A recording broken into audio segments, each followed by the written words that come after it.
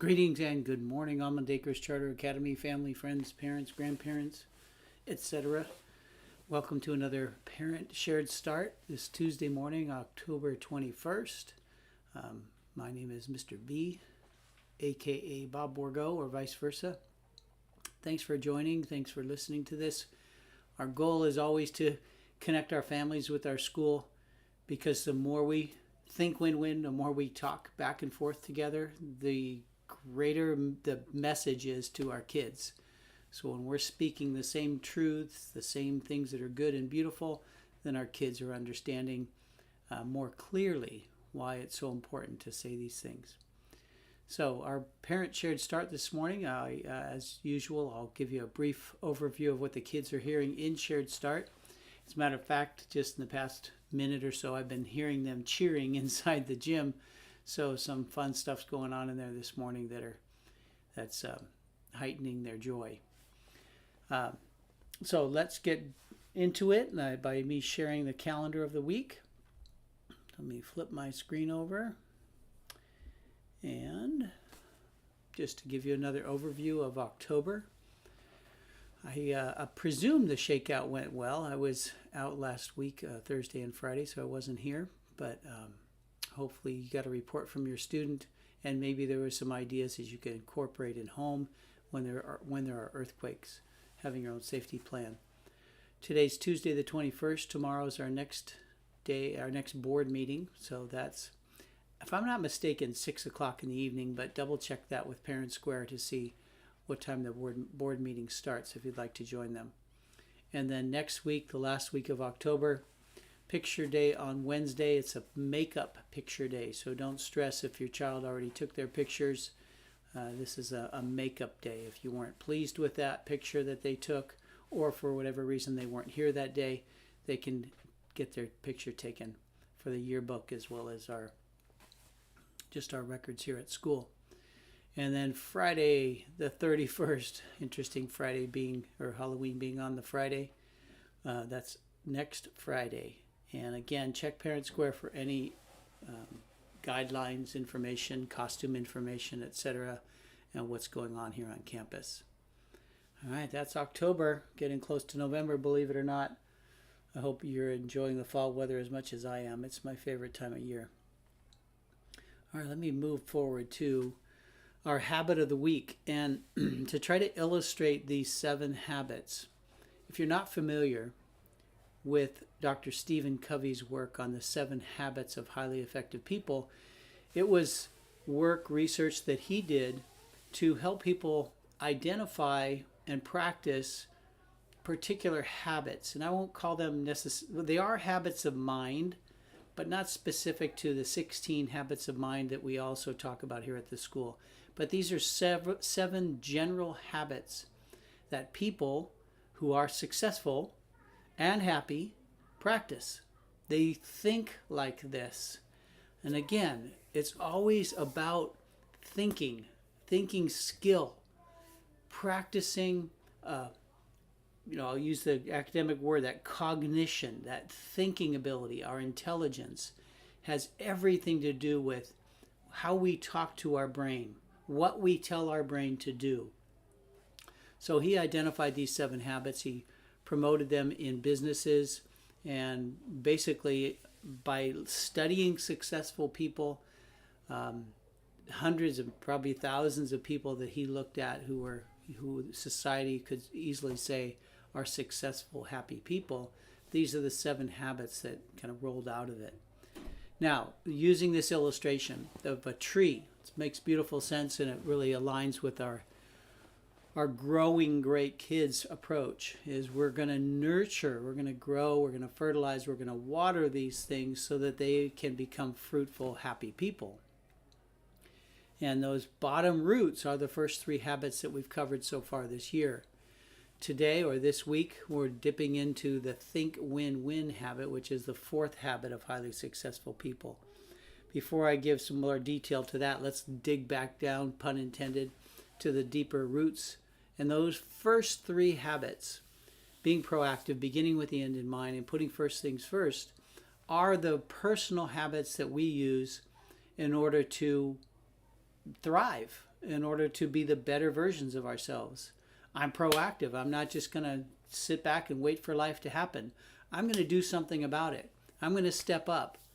I'm going to go take care of business without being told. I am going to live my life as the best version of myself and not let anyone or anything slow me down. So that's the ideal, is that really proactive attitude. But we have to say these things to ourselves. We have to tell ourselves to step up and go after something. So be proactive. Second, begin with the end in mind. Where am I headed? Because if I don't have anything, I'm looking forward to or have a goal in mind, well, everything's fair game. And that's not a healthy way to live, because that's confusion and frustration.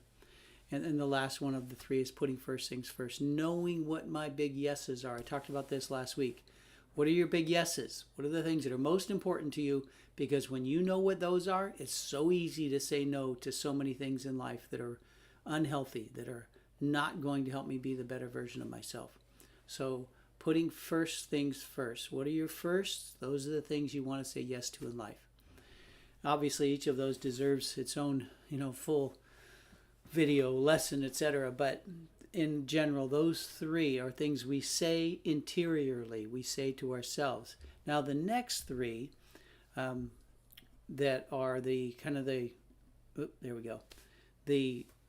trunk and the branches of the tree are social habits, or things we do with other people, or for or to other people. They're thinking skills that remind us to work with someone else. So obviously it makes sense then that first one is to think win-win. How can I address a situation where I'm not being taken advantage of, and I'm not taking advantage of the other person, and maybe there's compromise involved, but my brain goes to, here's the situation that we're dealing with. How can I understand your perspective? How can you understand my perspective? And then let's compromise to come up with a better answer. So when we think win-win, we're not being selfish. We're being selfless at some point in this process. And we're considering what's best for the other person, at the same time what's good for me. Because I'm not going to be a doormat. I'm not going to be somebody that's going to get walked on. I need to approach things in my own way so that I can, achieve the goals that I have, but at the same time not to step on yours. So thinking win-win. I'll jump just to the next two habits, which are seek first to understand, then be understood.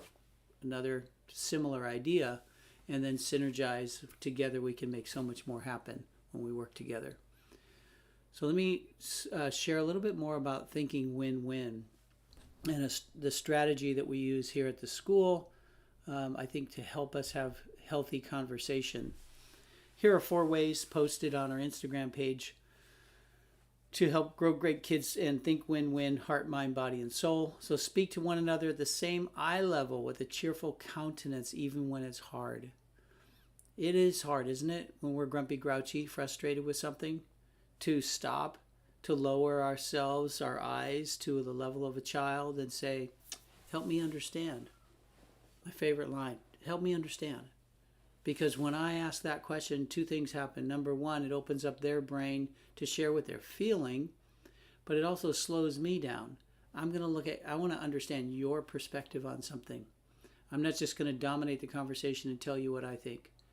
That shows such great respect for the other person. Albeit, there are times when we have to be very straightforward and give kids very, very clear direction. It's not a time for conversation because there's safety involved, or there's something really important that just needs to be said or needs to happen. But the more often we can employ this type of an approach to our children, the more they will believe that they're respected and have dignity and will trust you. Therefore, as a result of that trust, be much more willing to have conversations about things that are hard. So getting down to somebody's eye level and looking at them and asking them to help you understand or help you understand what they're feeling is such a powerful approach to thinking win-win. In terms of mind, solve an equation together that each person's smarts can become the other's.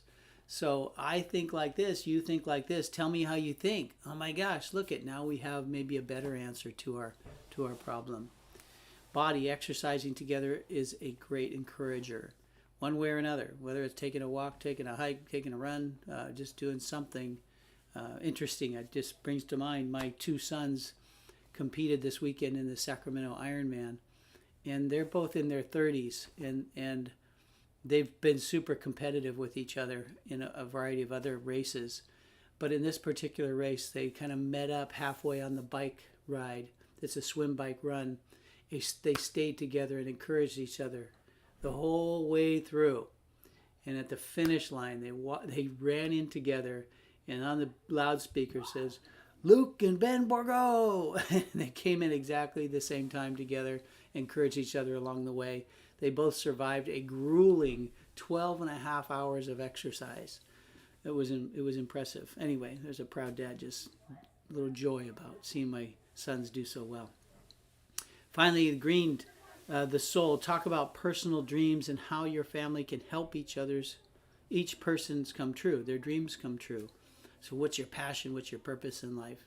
Again, you're dipping into their feelings and their thinking. And that's how we grow our mind. That's how we develop thinking. Instead of somebody telling me what to do and imposing ideas on me, and again, I'll say as a dad, there are times we're going to impose our ideas upon our children. Because if they're going far astray and they're not safe emotionally, physically, etc., then we're going to, for the sake of our children. But when we take the time to truly listen and understand, then we're going to get that win-win relationship. There will be trust that's built, and our kids will listen to us, and we'll listen to them better. So I want to share something else that we use here at the school. Most of you are familiar maybe with this page. These are just cute, cool little graphics, faces of feelings. Because if you're familiar with our brain, and we call it the triune brain, and the kids do this with their hand. They show you their brain with all three parts, the wrist, the thumb, and the fingers, the brain stem, the limbic system, and the cerebrum. Or more simply said, this is our survival brain, this is our feeling brain, this is our thinking brain. We want to get them to the thinking brain, but it's so hard to get to your thinking brain when you're feeling something heavy duty. So to use this page, we can say, well, tell me what you're feeling. And again, a cheerful countenance. Countenance means your facial expression. What do you look like when you say that? Tell me what you're feeling. Or, hey, tell me how you feel. Help me understand. When they are asked a question like that and you're asking, hey, what's going on deep in your brain? And they have this cheat sheet, this cue sheet to help them give it a word. All of a sudden, as soon as we go from that feeling brain to the thinking brain, it's when we give it a word. When we say, I feel frustrated. All right, now we're thinking. Because frustration is a feeling. The word is when we get to our thinking. It's when we transform that feeling into a thought, into an understanding. And it's amazing. I use this sheet in my office. I have a poster. I have it everywhere. Just to, when something happens, it's the best first place to start. Because when we do, from the feeling, we move them to the upper part of their brain, and all of a sudden now they're thinking. So doing that, there are some tips on doing that. And I'll just share the simplest way to do this is to say, tell me how you feel. And as soon as they find that word, I'll ask them, well, explain why. Let me go back a step. I usually say, what 3 feelings are you feeling? And if they're really, if it's negative going on, they're going to find 3 negative ones. And then I'll ask them, can you think of something positive that's gone on today, a feeling that you had today that was positive? And have them identify at least one positive face. Then I'll ask, tell me about the most negative one. Let's start there. Which one do you want to start with? Okay, I want to start with jealous, or I want to start with sad. Good. Tell me about sad. what's going on there? And all of a sudden the story comes out. Great. You told me about sad. Tell me now about frustrated. If they need more conversation, go to the next one. Don't miss the good one though. You also said that you felt brave. Help me understand brave. That's that fertilizing, taking the negative, turning it into fertilizer and letting it grow into something that's positive and productive and powerful. So don't ever forget to go back to what is true and good so that that can grow also. If we just stick with the negative, okay, maybe we need to for a while, but as soon as you can, help them to grow that positive as well. This aligns so beautifully with our mission statement to grow great kids by affirming, stretching, and celebrating. It affirms, it acknowledges what they're feeling at the time. Number one, if we don't do that, we're not going to get them to the upper part of their brain. If we stick down here or even way down here, that's what we're going to get. We're not going to get thinkers, we're going to get feelers and survivors. Those are essential to get us here, but we got to get them out of here or up into here so that we can use the whole brain to resolve problems and make good decisions. So affirm first. Then ask a question such as, well, what might we do? And maybe you consider heart, mind, body, or soul to help this situation. What might you do to resolve that problem you're having with yourself, with someone else, with me? What might you do? And how might I help you? Wow. It's so simple, so loving. So that's the stretch. They come up with a way. Good, let's work on this together. And when they do it, we celebrate. We affirm, stretch, and celebrate. Start with affirmation, always, then go to stretch, and then celebrate. That's our mission. That's our way to growing great kids. That's kind of a lot of, it sounds a little bit maybe like a psychobabble. It is not. It's neurology. It's thinking using our brain, understanding how our brain works so that we can get our kids to be great thinkers. So I hope that's been helpful to you. Again, affirm, stretch, and celebrate, and we will grow great kids. Hope you enjoy your week. Any questions or comments, feel free to send them to me through Parent Square or on this video. Have a wonderful day. I'll see you next Tuesday.